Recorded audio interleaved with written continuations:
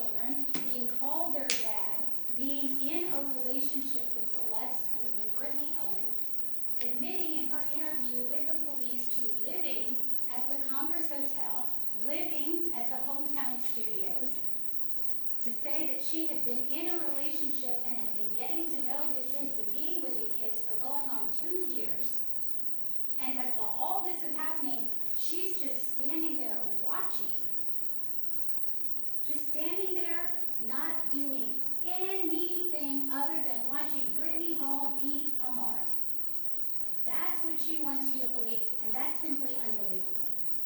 And the evidence is clear as to why that's unbelievable. And let's look at it now. So let's look at these videos. You see them, and it's hard to unsee them. But they saw it every day.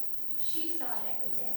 And the reason these videos are important, the Detective Sorensen, said that they occurred over a range between July 20th and August 9th of 2021. That's when they were stamped. And the judge will also tell you that the date really doesn't matter, as long as it happens before the filing of the indictment. So we can pick a date, which was the first day, July 20th of 2021, but those videos occurred over a period of time. Detective Sorensen told you that, and the judge's law will also tell you that that date is not going to be an issue. But it is important. And here's why. It's important because Dr. Downs said that this was a pattern of abuse that had occurred starting from anywhere between days to months, various stages of healing on all of these different injuries on Amari. So what happened at the Congress Hotel does matter. It matters a lot. And this defendant directly was abusing not just Amari, but all of the children. Call it luck that the detective found those videos. Call it divine intervention. I don't know what it was. But we do know that it happened. Ms. Penix came in here to tell you that the Congress Hotel, that's located here in Gwinnett County, because we have to prove to you that it occurred here in Gwinnett. So that's why she came in here and to tell you that. And so these videos and the individuals on the videos, Sergeant Campbell, the reason he came in here and gave a big pamphlet of all the different tattoos that are found on both defendants is so you can decipher who is who on these videos and who is doing what to whom. Now remember, all the evidence that came in, you will have that with you. You will be able to take that back, the photographs, the charts, all the different things. You'll be able to look at that yourself. This is Celeste Owens. This tattoo, I submit to you, you will see several times on the videos. You will see her face on several of these videos. You will hear her voice, which you spent almost 2 hours listening to when she spoke to Detective Sorensen. And you'll know that she has no tattoos on her legs. So we know when there's a tattoo on the leg that it's going to be Brittany Hall. That's what Sergeant Campbell's purpose in coming to court to talk to you guys was about. And each of the counts in the bill of indictment, as they pertain to the cruelty to children charge, deal with the fact that we have to prove that this defendant, either individually, on her own, or as a party to a crime, either helping or being part of, remember, two people can commit the same crime, depending on the role that they play. Being there, having the same pattern of abuse, doing the same types of things, and being seen on video doing it, whether it was in July, August, or November, doesn't matter. Causing cruel and excessive physical and mental pain. So let's go straight to the point of what these videos were about. How humiliating. Lace this shit, sweet joy, bitch.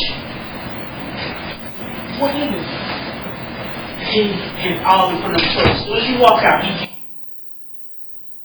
To call an 8-year-old that's just sheer humiliation, right? Mental pain. Excessive mental pain. Count 8 charges both defendants, but again, we're here for her today, for slapping Amari, causing her head to whip back while sitting on the ground. Here's count 8.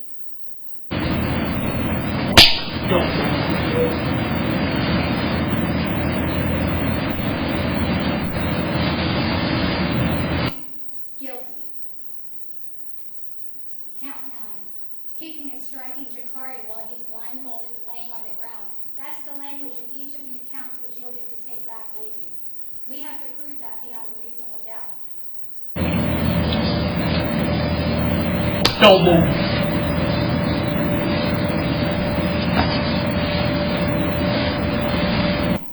The tattoo on the arm. The voice.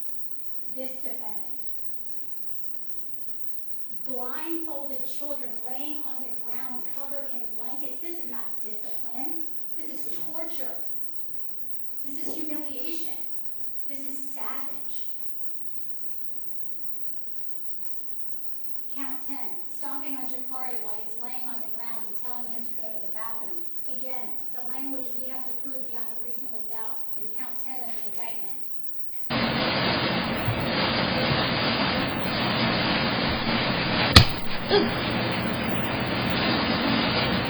Go to the bathroom.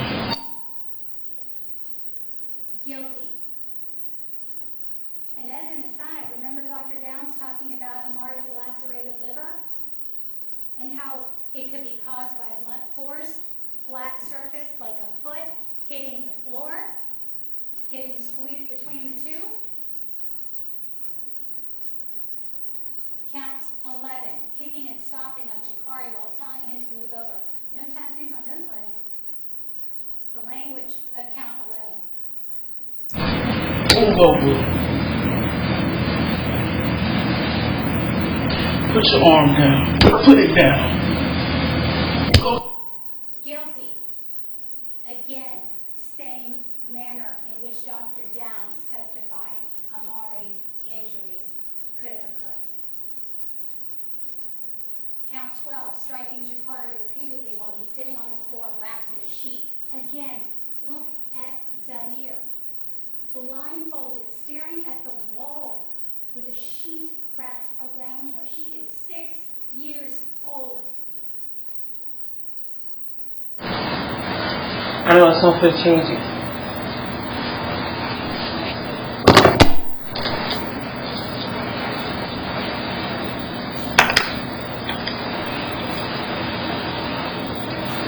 Huh?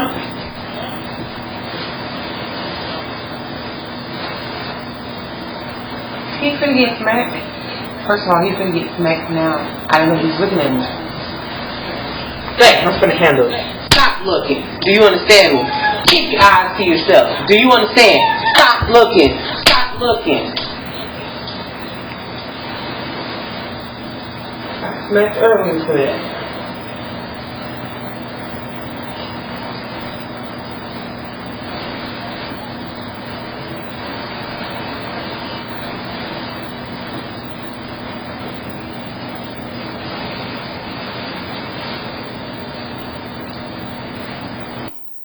Guilty. Count 12. Count 13. There's that koi fish tattoo again.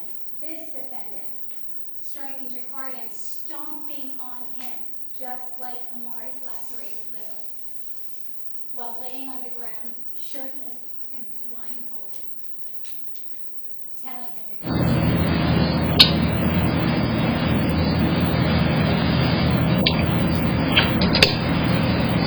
to sleep. Another stump.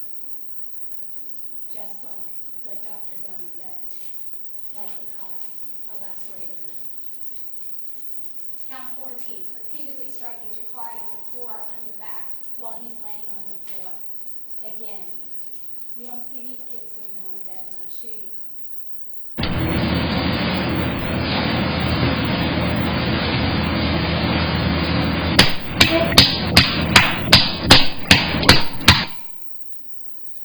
Guilty.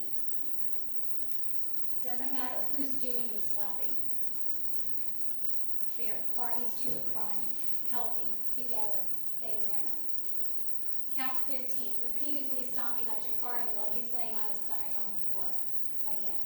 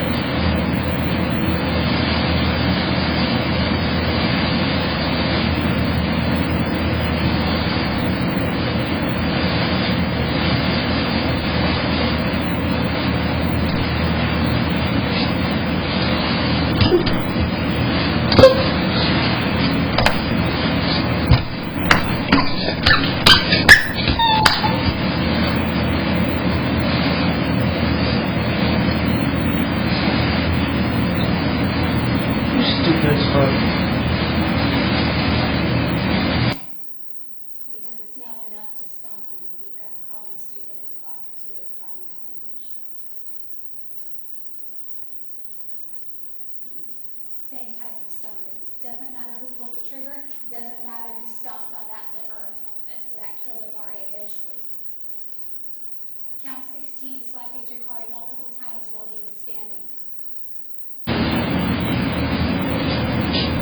Right now. That's man. Stop moving. Paula. Guilty. Doesn't matter who's doing the slapping. Count 17, striking Zaire with an unknown object while she's laying on the floor. I do want you to pay close attention to the second voice. You heard me? I'm standing right here. You got this. I'm standing right there. He gets the point. Talk about helping. You got this. I'm standing right here. Does that voice sound familiar? Guilty. Count 18. Stomping and kicking Zaire while she's on the floor and telling her to move the other way.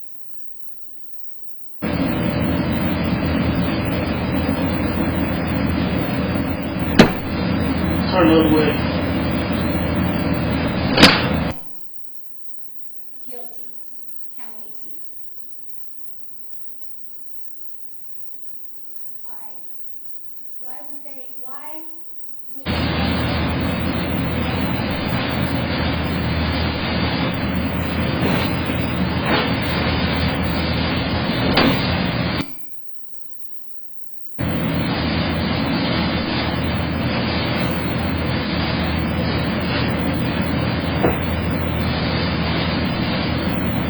That's why. She didn't need the sheet. She didn't cover up Jakari. She just didn't want Zaire to have them. And why this? Fuck your food. Turn around and put your hands up.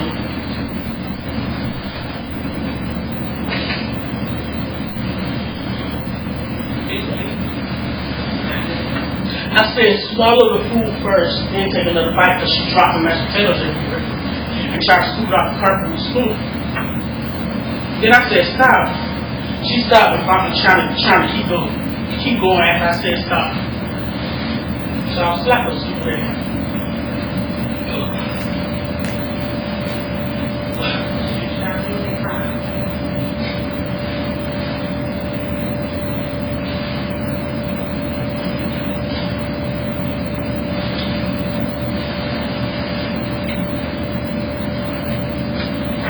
Oh. Tomato bust in my mouth and almost got on my face. You can see her face there in the corner. You can hear her voice. Who else is she talking to? There's only 2 people, 2 adults who lived in that room. Helping, encouraging, directly participating. Turn around and put your hands up. Stare at the wall. She's 6 years old. Guilty of every single count of cruelty to children in this indictment that this defendant is charged with. So let's move on to what really matters. It all matters because it's all connected. It's all intertwined. The first count in count 2 of felony murder has what we call an underlying count of cruelty to children. The felony in the felony murder in count 2 is cruelty to children. For causing Amari, who is under 18, cruel and excessive physical and mental pain by causing multiple blunt force injuries to Amari. 11 pages of injuries. Weakened her body. Various stages of healing. Various different places on the body. Those 15 videos show us that they act together. They encourage each other. They help each other. They hurt these children in the same way. They blindfold these children in the same way. Causing them cruel, excessive physical and mental pain. And to believe that she just stood there and didn't do a damn thing is unbelievable. They're acting together.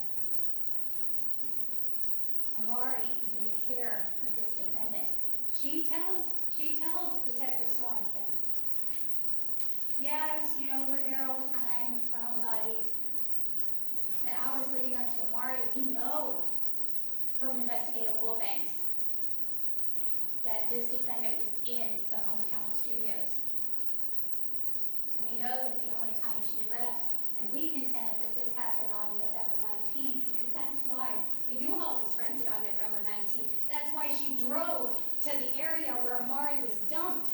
That's why we know it happened on November 19th. How long could she keep a dead child at the hometown studios?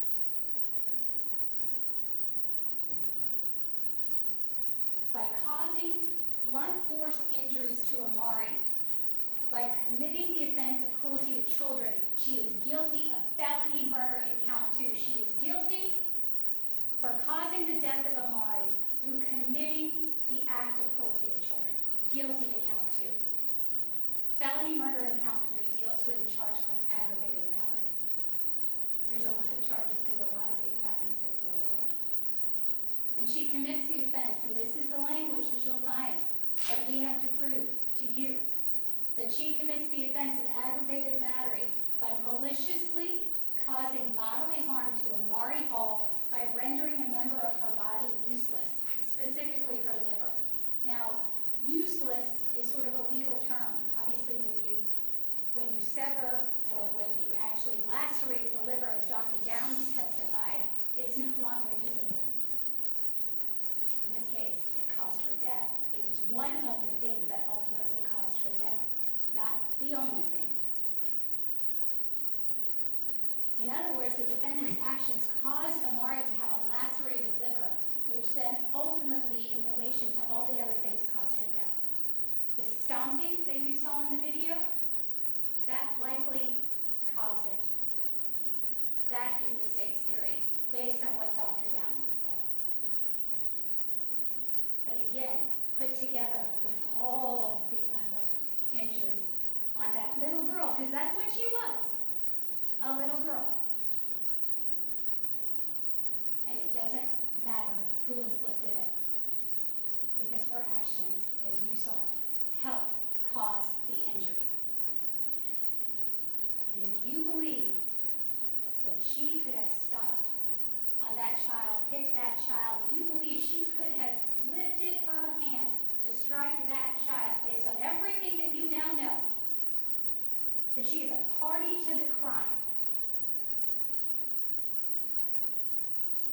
and she is guilty of felony murder by committing the offense of aggravated battery, that she helped, either directly or helped or encouraged that liver to be lacerated. She's guilty. She can be guilty of every single count. Remember, you don't have to pick and choose. Count 4, felony murder for aggravated assault. Aggravated assault is when you assault another person with an object, device, or instrument which you can use offensively against another person, and that it actually does cause injury or could cause injury. Again, lots of legal words for basically saying if you use something that could kill or seriously injure someone else, that is what's called an offensive instrument, an offensive object. And here in the indictment, the state alleges that we don't know exactly what it was. We don't know if it was a foot. We don't know if it was a hand. We don't know if it was a belt. We don't know what it was, because they were beating these children with hands, feet, some sort of whip type thing. And so we don't have to be able to show you exactly what that was. We can say that that object can be unknown, but it is likely that it was the hands and feet of this defendant and Brittany Hall, because they're both charged. But together, that caused these injuries to her. I apologize, there is a typo here, but when deciding whether or not something is offensive in some way, you can look at various different things. But essentially, if you find that this defendant utilized some sort of an object, whether it be hands or feet, that ultimately resulted in the injuries to Amari, that's aggravated assault, either directly by helping or causing it to happen. then she is guilty of felony murder for the underlying offense of aggravated assault. Essentially, she is guilty of all the murders charged in the indictment. It is one death committed in multiple ways. And that's why there are numerous charges dealing with murder. And you can find her guilty of each of those ways of committing murder because, as Dr. Down said, there was a lot of things that were done to Amari that caused her death, that she either helped with, encouraged, or directly participated in. So what happened to Amari on November 19, 2021? She certainly didn't look like that. Miss Wright told you this was taken in Miss Wright's house. The way Miss Wright always will remember Amari. Something happened, and it was likely an extension of all the things we've already seen and know. Maybe there was more beatings, maybe there was more blindfolding, more staring at the wall. Maybe it went too far. Maybe her little body, because it was little, couldn't take it anymore. The timeline, you will have all of this information with you. We've talked about it, you've heard the evidence, and you will have the information with you to go through. But what is very, very interesting, once again, is that in the search of this defendant's phone, all of these concerning searches that she did were deleted. Why? You don't want anybody to know that you're looking up how sewage drains work or how to find missing people. You don't want anybody to know that you're about to rent a U-Haul. Why? On November 19th, around 4 in the morning, something likely happened, whether it was a being gone too far, that this defendant either directly committed, encouraged, participated in. Something happened, and that's why these searches on her phone, not Brittany Hall's phone, but her phone began. Interesting searches, too. Why do you need to find a lake near her? Why do you need help finding missing people?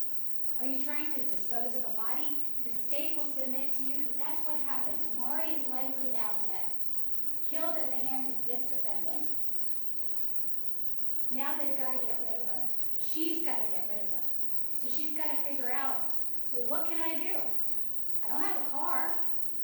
I don't have any friends. I don't have any family, according to her.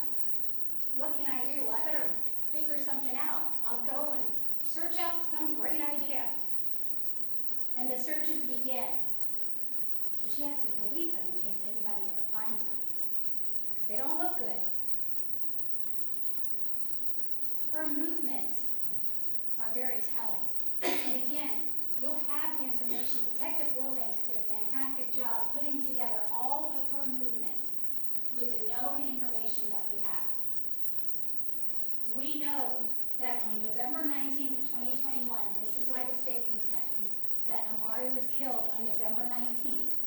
Because at some point, early that morning before those searches started or around the time they started, and again, it doesn't matter what date it happened. We don't have to prove that, but the evidence shows that it's likely it happened on November 19th. Something happened, and Amari is dead, and the searches began. And ultimately, the searches for U-Haul take her to the nearest U-Haul at around 1 o'clock.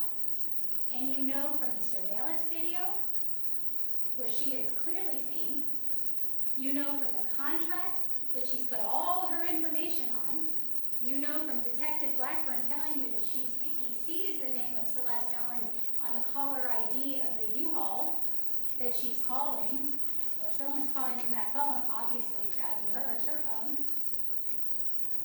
And you know from the photographs that are taken when the van is returned later that day, found on her phone, of her own driver's license, as well as the pictures of the U-Haul that is returned with the odometer, like you would do when you return a vehicle to make sure the tank is full or whatever you need to show.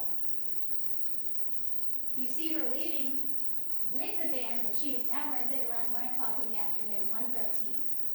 And she stops at Family Dollar. And how interesting that what this defendant buys on video and through the receipt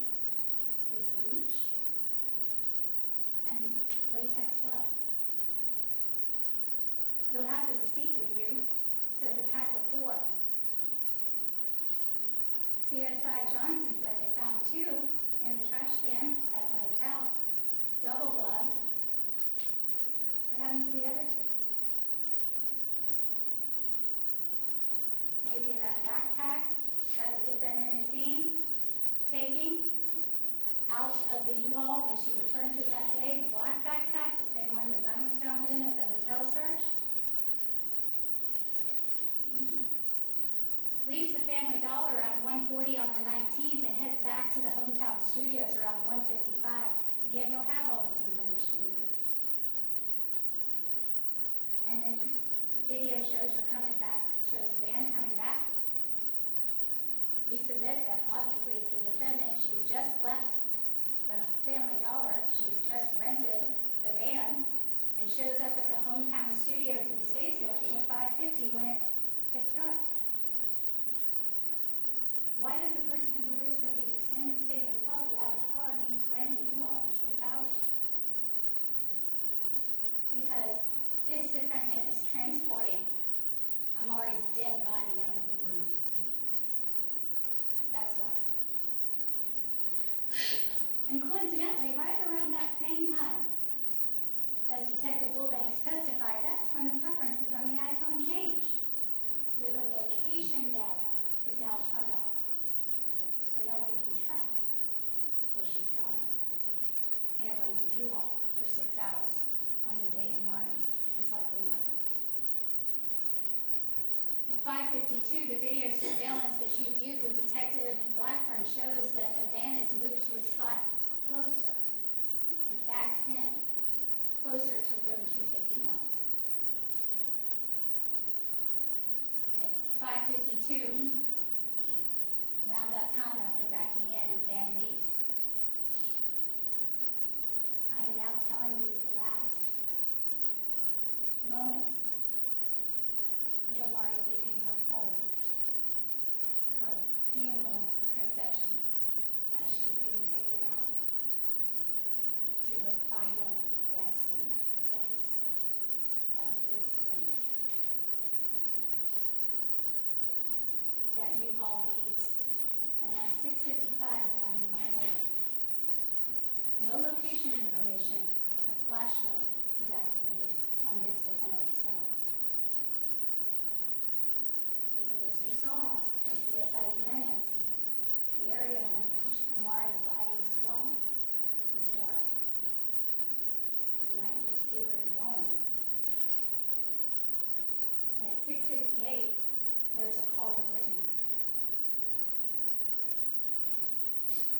Why?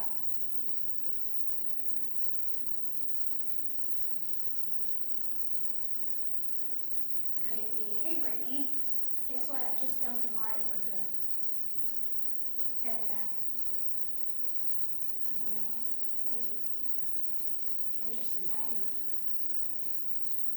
Because then the U-Haul returns back to the A1 and then leaves again for a few minutes as Detective Blackburn indicated likely to get some gas and comes back. And then you see the defendant walking around and ultimately gets into the Uber and walks away. And all of these things on the side of the road, the flock images that you learned about and that you will have to see, those corroborate the movements of the van that is taking Amari away. The location data is turned off for 1 hour and 40 minutes. So much activity before that, as Investigator Wilbanks told you about, and then all of a sudden for 1 solid hour, she doesn't want to be found.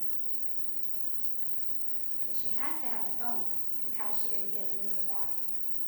And as soon as that Uber kicks in, that's when the location data comes back up. 27.2 miles.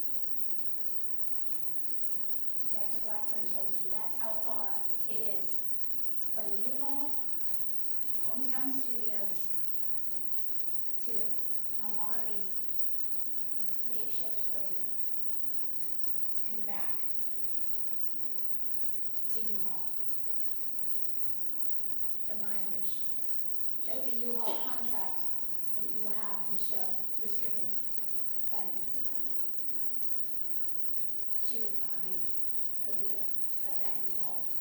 She's the one who dumped Amari's body.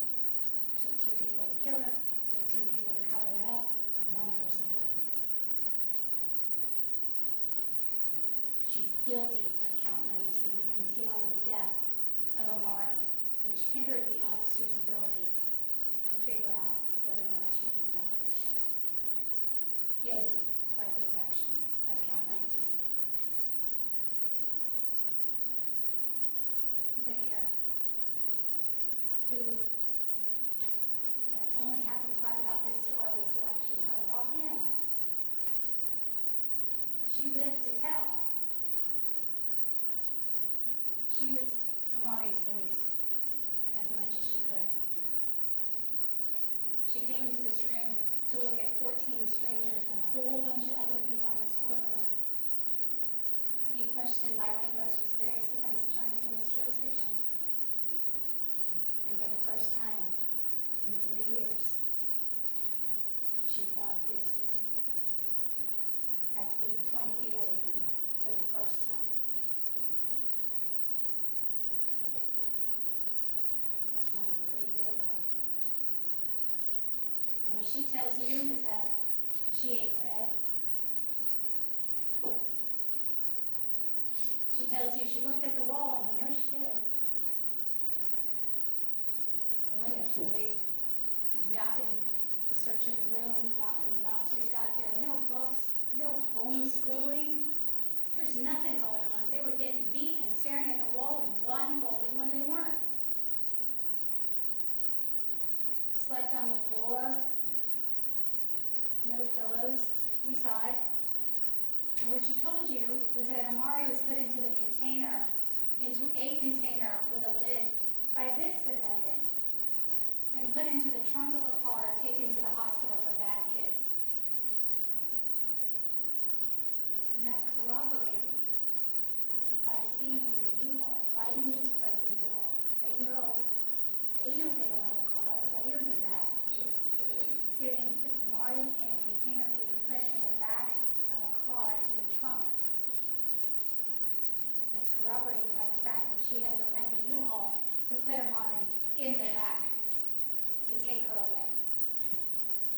She says a man took Amari. Is that who she called Dad? It's a lot for her to come in here. So why did they even call the police? Because now they got to figure it out, right? They got to figure out what they're going to do. They have to call the police. They can't pretend Amari never existed because Papa and Gigi, Mrs. Wright and Mr. Wright, they weren't going to give up. They weren't going to stop looking for their grandchildren. They told you they drove around from place to place, from extended stay, from hotel, looking for their grandchildren. And they weren't going to stop. And they knew that. They knew the kids would probably ask about Amari. But they still waited 2 days so they could get their story straight until they called the police on the morning of the 21st. Because it gave them enough time for the search history around 3:43 on the 19th of how do I report someone missing and what to do when a loved one goes missing. They're trying to figure it out. They're trying to prepare. What am I going to tell the police? What do they want to know? And you can tell because in the interview with Detective Sorensen, when the defendants get real agitated there towards the end, because they keep asking her where Amari is, that's not what she was expecting. Based on her Google search, I submit to you, she was expecting, and this is what she said to them, this is how you go about things. You get info for the missing child that night, then you give a courtesy call, and then you take a statement. That's what she thought was going to happen based on her infinite knowledge from Google of how to report someone missing. And that's why she was getting agitated. She didn't think it'd be a big deal, I submit to you. In her initial statement to the police, well, Sergeant Forrester came in to tell you how calm everybody was. Nobody was erratic. And Jakari and Zaire were quiet the entire time, even amongst all of the commotion, all the police activity. Clearly they're in a bed then because the police are coming. You gonna blindfold your kids and put them on the ground when the police are at the door? No. You go to headquarters. She's still calm. She keeps saying, I'm not in custody, I'm free to leave. And she was. You could hear the detective say that to her. Because at that point, all they wanted to do was find Amari.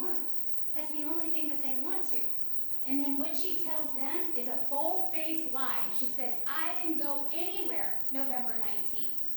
One of the many bold-faced lies, but she said, I didn't go anywhere November 19th of 2021, which we know is not true, based on all the movements we just talked about, based on the flock, based on the surveillance video, based on the geolocation data. There's so many lies. I take her toys away and talk to her. So Amari, this is what she tells the detective in her statement when she's disciplining her. It never got physical.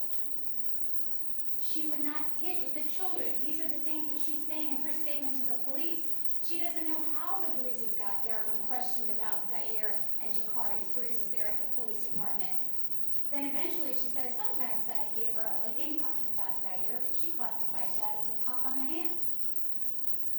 And she says Zaire fell off the bed since she's a wild sleeper. Amari hits herself in the face. How interesting, since the only video we have is of her slapping Amari, hitting her in the face. Amari and Zaire would fight, and that's not true because Zaire came and told you they got along. She doesn't know where Amari is. We know that's not true. She starts talking about these strange people at the hometown studio, some crackhead, and some lady with pimples on her face, and some guy walking around with a bin trying to pick up kids. Just lie after lie after lie, deception. And then she tells you she's with Diamond that night, the night before. My sister picked me up. I spent the night with my niece and nephew. Was there from midnight till 4 or 5 in the morning. Her own sister came in here and took the stand and said, no, that was a lie. She's guilty of making a false statement to Detective Sorensen by saying that she was with Diamond Owens at a time that was relevant in their investigation. That's count 21. She's guilty of that. And then all of a sudden there's a drastic shift in her demeanor, as you saw, ending with, you're a piece of shit to Detective Sorensen. Based on the fact that now she realizes the gig's up. They're not just taking a statement like Google said they would and making a courtesy call. Now they're going to go through her phone. Now they've talked to her family. Now everything changes. She's not that worried about Amari through that entire conversation. She only gets emotional when she realizes the gig's about up. And the phone, first she's fine, because in her mind she's deleted all her history. She's deleted all the stuff that matters. Probably forgot about the videos that are still there. She knew she turned off her location information. And then when she realizes, okay, well, maybe they're not as dumb as I think they are, then all she wants is her phone back. I just want to get my phone and leave. I want to get my phone and leave. That's what she tells the detective in the interviews. Mr. Greenwald talked about no DNA. I want to touch on both things. You heard that there was a search of the U-Haul for any kind of odor of a cadaver. And I want to make it very, very clear that there are some very logical reasons as to why the cadaver dog, whose first search it was, or second search it was, would not have hit on any kind of odor. And because we do believe Amari was carried in the back of that U-Haul van. And she told you, Ms. Schwartz told you, that the length of time in the back plays a big factor, that she would have only been in there less than an hour in the back. Maybe in a container, but clearly in garbage bags, because that's where she was found, wrapped in garbage bags. And you can see in the crime scene photo that you'll have with you, there's a bag of Glad garbage bags, and they say leak-proof and neutralizes odor. We know she bought some bleach. Maybe she cleaned it. She had the backpack. And the DNA?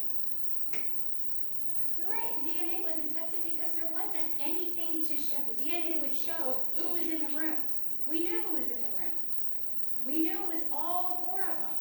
That's not going to tell us whether or not this defendant participated, helped, or directly committed blunt force injuries and lacerated liver to Amari. That's not this kind of case.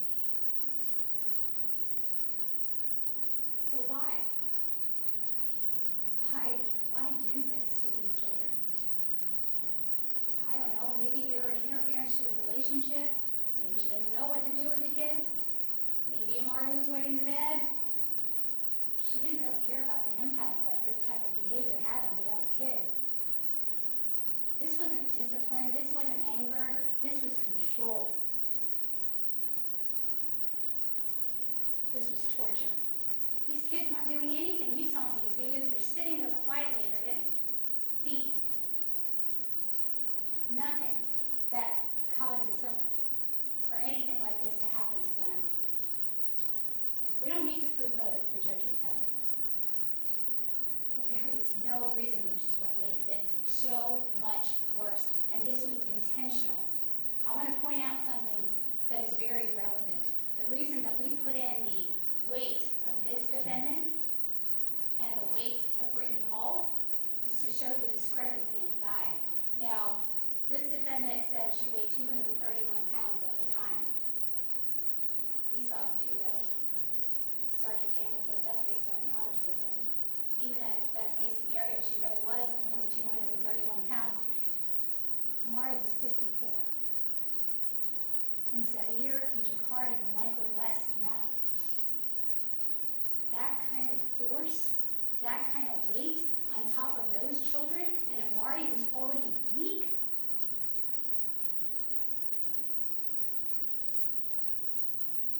That's why they were kept out of school. They had no friends. Those children sat there staring at the wall and having no idea that their Gigi and their Papa were out there looking for them. They had no idea the world was happening around them while they sat in that hellhole with her.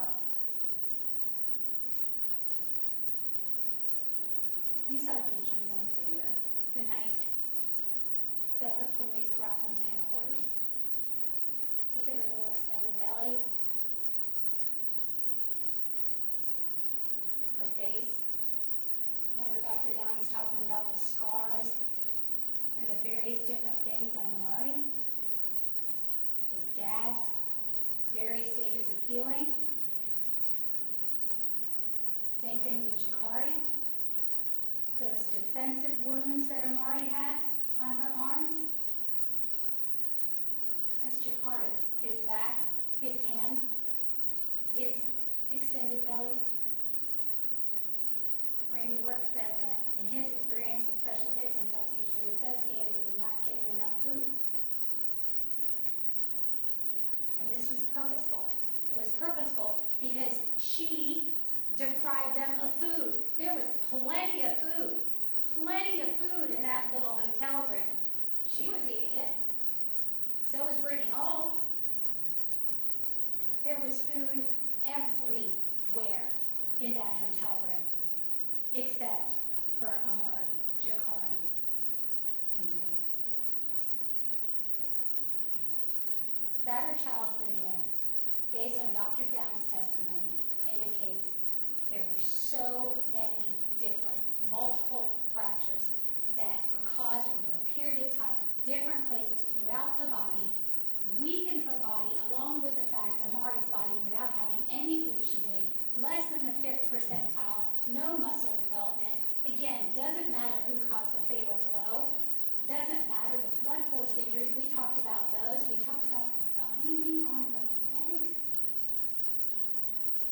The legs, Amari's legs were bound, in Dr. Downs' opinion.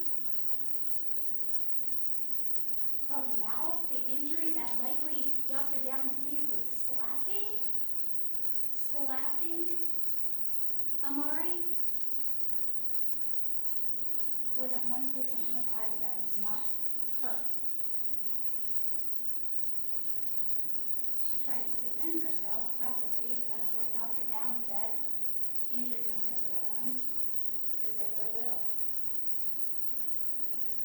Amari could not come here and speak to you. But her body did.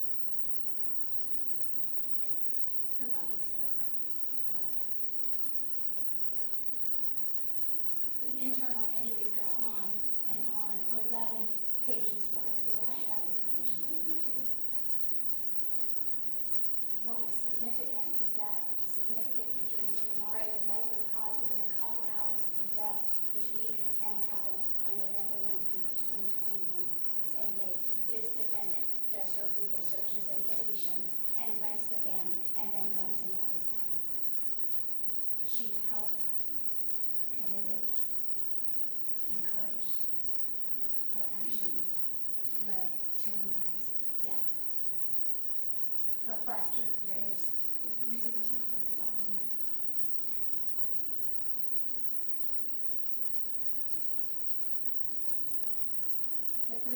shows the bags that crime scene technician Heather Johnson shows you that were found in that hotel room.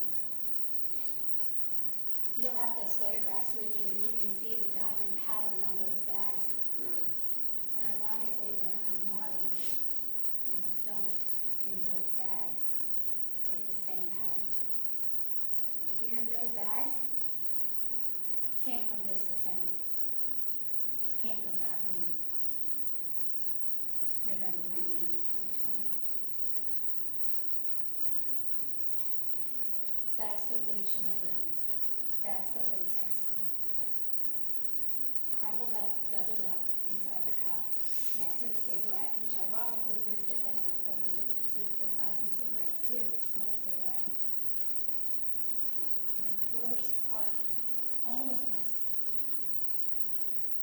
is this.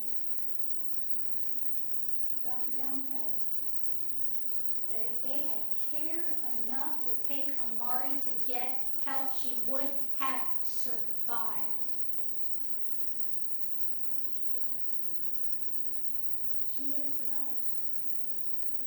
But they didn't care because she was trash to her.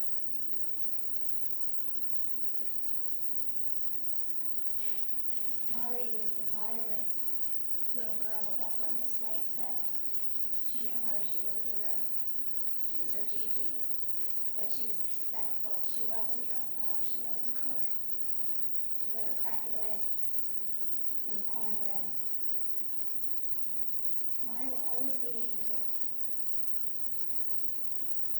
This defendant took this Amari and did this to her. He took everything from her. She loved to dress up, so she left her naked. She loved her hair, so they cut it off. Zaire said Celeste cut it off. They didn't even put clothes on her. They didn't put her glasses on her. She loved to cook, so they starved her. When I say they, that's she. When I say she, it's they. They did this together. It doesn't matter, but today's her day.